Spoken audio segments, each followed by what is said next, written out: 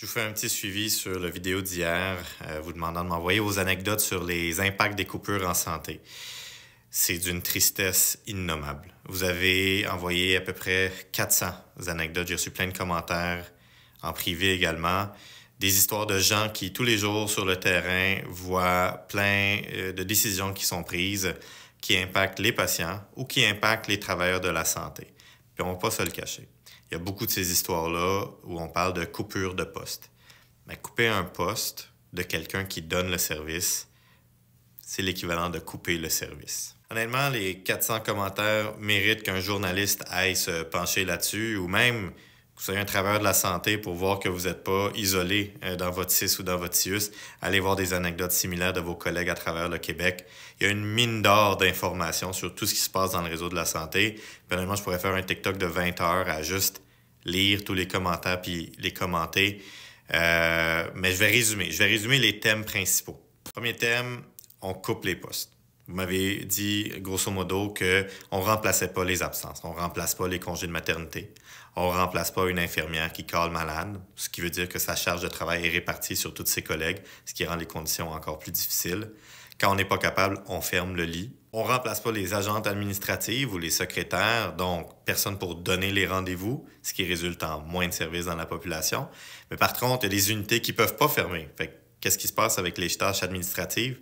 Elles sont déléguées aux infirmières et toutes les autres personnes sur le terrain. Ce qui veut dire que plus de temps passé à faire de l'administratif, moins de temps à passer au chevet des patients malades. On coupe les préposés à l'hygiène, salubrité. On me parle de chambres qui ne sont pas lavées, des poubelles qui ne sont pas vidées, des hôpitaux plus sales. Et ça, qu'est-ce que ça fait? Ça impacte la santé et la sécurité de nos patients avec un risque accru de transmission d'infections nosocomiales. On coupe des postes de formation. On m'a donné l'exemple d'un poste qui avait été créé afin d'orienter les infirmières au bloc opératoire plus rapidement, plutôt qu'un an d'expérience avec cette espèce d'accompagnement très rapproché d'une formatrice expérimentée. Il était capable d'être fonctionnel en 3 ou 4 mois. On coupe ce poste-là. On économise sur le budget Excel à la fin de la journée, mais toutes les infirmières au bloc opératoire qui entrent et qui sont nouvelles, il faut qu'elles apprennent sur le tas. Tu sais quoi? Ça prend 1 an avant qu'ils soient fonctionnels. Vous m'avez donné plein d'exemples de coupes de personnel la nuit. À un hôpital que je nommerai pas, la salle de réanimation de l'urgence. La nuit, une infirmière est tout seule pendant que sa collègue est en pause. Vous pouvez vous imaginer s'il y a un trauma qui arrive, un gros choc, une insuffisance respiratoire, à quel point c'est juste tout simplement dangereux. Des préposés aux bénéficiaires qui sont pas là dans les CHSLD ou dans les urgences la nuit ou sur les étages avec des ratios qui ont juste pas d'allure. On m'a parlé, vous avez donné l'exemple d'une patiente dont la stomie avait lâché durant la nuit, puis ça a pris 4 heures avant qu'il y ait quelqu'un qui ait pu se libérer pour être capable d'aller vider, aller nettoyer, puis aller remplacer sa stomie. Mais il n'y a pas de dignité, là. On coupe aussi les postes aux étudiantes en soins infirmiers. Vous avez été plusieurs à me raconter que, en tant qu'externe en soins infirmiers ou en tant que CEPI, vous avez des contrats avec les établissements. Pendant vos études, vous êtes capable d'aller donner des soins en supervision. Et ça contribue à votre expérience. Mais là, les hôpitaux que vous avez engagés vous ont dit « on n'a plus besoin de vous. Si vous voulez quand même venir dans les hôpitaux, devenez préposé aux bénéficiaires. » Ce qui est correct, on en a besoin des préposés aux bénéficiaires, mais je peux comprendre l'infirmière qui dit moi, j'ai besoin de cette expérience-là avant de graduer et d'être sur le terrain en tant qu'infirmière, pas en tant que domaine connexe, aussi noble ce domaine-là soit-il. Et donc ça, c'est tout ce qui est en lien avec les CEPI. Et là-dessus, il y a quelqu'un qui m'a même dit qu'il y avait une pétition sur le sujet en lien avec les coupures de postes d'étudiantes en soins infirmiers. Puis il y a plusieurs aussi tech en imagerie médicale qui m'ont écrit pour dire qu'on coupe des postes de tech, chiffre de jour, soir, nuit, ce qui veut dire qu'on a moins la capacité de faire des scans, des rayons X, des IRM, et donc moins de services à la population. Et finalement, vous avez été plusieurs à me dire qu'on ne paye plus pour le temps supplémentaire. Je ne suis pas en train de dire que c'est bien le temps supplémentaire, mais vous êtes plusieurs à me décrire des situations où, des fois, il faudrait rester un petit peu plus longtemps parce qu'on n'a juste pas fini de donner nos soins, puis on ne veut pas payer ces heures-là. Fait qu'est-ce qui arrive? Soit les gens restent bénévolement parce que ils se sentent mal pour les patients, ou bien ils quittent, qui laissent leurs collègues un petit peu difficiles. Et là-dessus, j'ai une chirurgienne qui m'a interpellé, qui m'a dit qu'elle travaillait en clinique de cancer du sein. Puis sais-tu quoi? Ça peut arriver que ces rendez-vous débordent. Sais-tu pourquoi? Parce qu'annoncer à une femme qu'elle a un diagnostic de cancer, ça se peut que cette personne-là ne va pas fitter dans le 10 minutes de rendez-vous. elle va peut-être pleurer, ça va peut-être être dramatique, puis elle a peut-être besoin du contact humain de la médecin, de l'infirmière qui vont l'accompagner, puis qui vont lui dire que ça va être correct, puis de prendre le temps de lui laisser vivre ces émotions-là. Mais ça veut peut-être dire que la clinique va peut-être déborder d'une demi-heure, d'une heure et demie. C'est correct, sauf que ce médecin-là, quand elle déborde, il n'y a plus personne pour l'aider, avec les patients dans la salle d'attente, plus de secrétaire, plus d'infirmière, puis elle gère comme elle peut.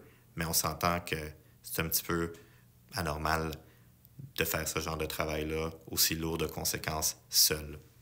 Une version d'une histoire comme celle-là, vous me l'avez donnée dans plein d'autres domaines, CLSC, CHSLD, soins à domicile, n'importe quel étage de médecine, de chirurgie, les soins intensifs, l'urgence. Il y a même un physiothérapeute qui m'a dit qu'en coupant les postes de physiothérapie, il y a une grosse pression pour retourner les personnes âgées chez elles avant qu'elles soient autonomes. Puis il donnait l'exemple d'un patient qu'on a renvoyé à la maison qui n'était même pas capable de se lever seul. Il vivait seul à la maison. On lui a donné des couches, puis on s'est croisé les doigts pour que le CLSC puisse lui offrir des services à domicile pour le temps qu'il récupère à la maison, en lui promettant qu'il y aurait de la réadaptation à la maison, mais en sachant qu'il n'y avait pas de physiothérapeute pour le faire. Puis c'est pourquoi? Parce qu'on coupe les postes. La vidéo commence à être long, mais j'arrive au deuxième grand thème. Je vous avais dit que j'aurais pu faire 20 heures là-dessus. Deuxième grand thème, quand on ne coupe pas le monde, on coupe directement les services. Vous avez été quelques-uns à me parler de bris d'équipement qu'on ne remplaçait pas. Il y a quelqu'un qui m'a dit qu'il avait acheté un scan super performant, un angioscan qui était capable de déceler des tumeurs, puis tout ça. Mais ils n'ont pas acheté. Ils ont acheté la machine. La machine est installée dans l'hôpital, mais ils n'ont pas acheté l'injecteur de contraste qui coûte à peu près 80 000 $. Puis là, il n'y a plus de budget pour l'innovation, pour les nouvelles affaires à cause de Santé Québec, des coupures puis des orientations. Fait qu'est-ce que vous pensez qui arrive? Ils ne l'ont pas acheté, l'injecteur de contraste. Fait qu'est-ce que vous pensez qui est arrivé avec cette machine-là?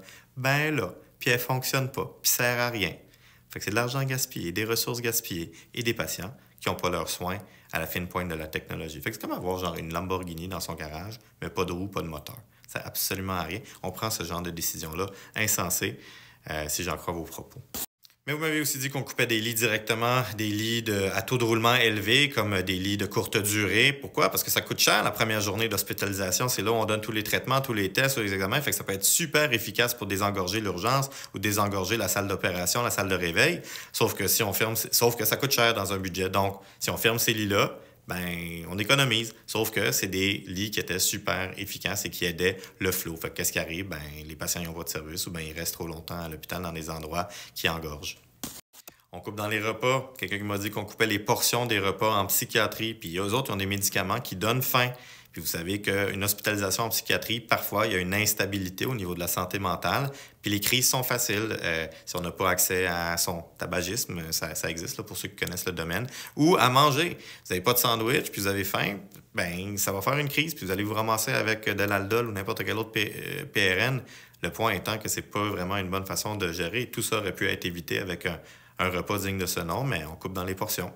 Mais vous savez, ce qui me fait le plus de peine, c'est que dans ces témoignages-là, ben, vous avez été plusieurs à me dire que tout ça vous éteignait, que tout ça vous démobilisait, vous démotivait à continuer une carrière dans le système de santé publique. Il y a même des employeurs privés qui m'ont écrit pour dire on a un bolus incroyable de gens dans le réseau de la santé publique qui cherchent des postes au privé.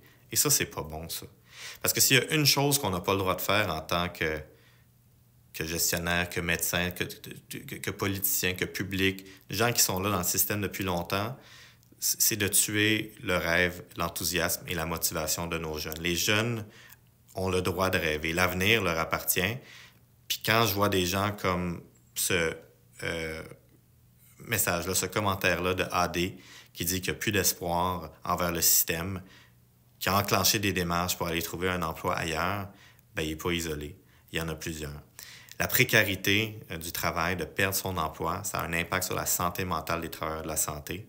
Fait que oui, c'est correct de parler de l'impact sur les patients, mais sachons et prenons conscience de l'impact de ces décisions sur nos travailleurs de la santé et leur santé mentale et leur instabilité, cette précarité d'emploi-là, c'est pas bon pour nous, c'est pas bon pour notre système, c'est pas bon pour les humains dans le système et c'est pas bon pour les patients. Fait qu'il y a plein de témoignages que j'ai gardés confidentiels. Allez voir les commentaires pour réaliser l'ampleur du problème.